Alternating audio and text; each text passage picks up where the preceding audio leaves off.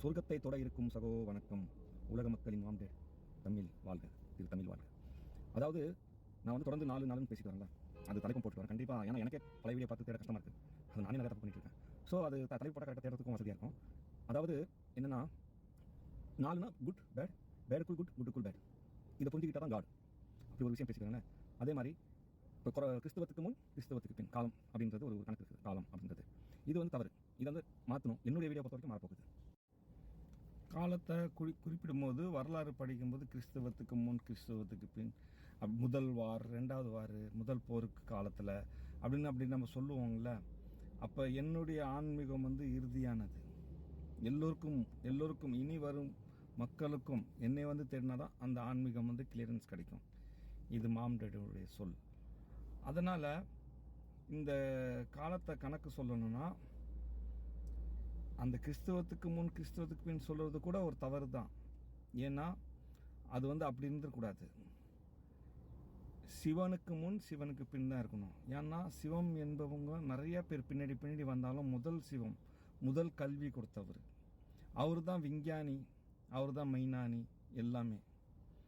அதனால பின்னாடி வந்து மிருகமாக இருந்து கற்றுக்கும் பொழுது அப்படி ஒருத்தர் வந்து கற்றுக் கொடுத்தாரு, இப்படி கற்றுக் கொடுத்தாருன்னு அப்படி முதல் ஒரு வார்த்தையே ஒரு கல்வி தான். அப்படியே தொடர்ந்து பின்னாடி வளர இவ்வளோ தூரம் இன்றைக்கி நீங்கள் பார்க்குற கல்வி இவ்வளோ வளர்ந்துருக்குது. ஏஐ காலம் வரைக்கும் வந்துட்டோம் நம்ம. அப்போ பின்னாடி வர்றவங்க அவர் அடையாளம் வச்சு இப்படி பாரு இது சொன்னார், அப்படியே வந்து அப்புறம் அவருக்கு உருவம் கொடுத்தது எல்லாம் இருந்தது. அதனால சிவனுக்கு முன் சிவனுக்கு பின் ஒரு காலம். இது வந்து 2020 வந்த கொரோனா காலம் இருக்குங்களே, கொரோனாக்கு முன் கொரோனாக்கு பின். இந்த 2020 தான் உலகத்தில் உள்ள எல்லா ஆலயங்களும் மூடிச்சு. அதை ரீஸ்டார்ட் பண்ண மாதிரி எல்லாமே ரீஸ்டார்ட் ஆகிருக்கு. புரியுங்களா? இதில் இந்த 2020க்கு முன்னாடி தான் ஏஐ காலம்லாம் வந்துருச்சு.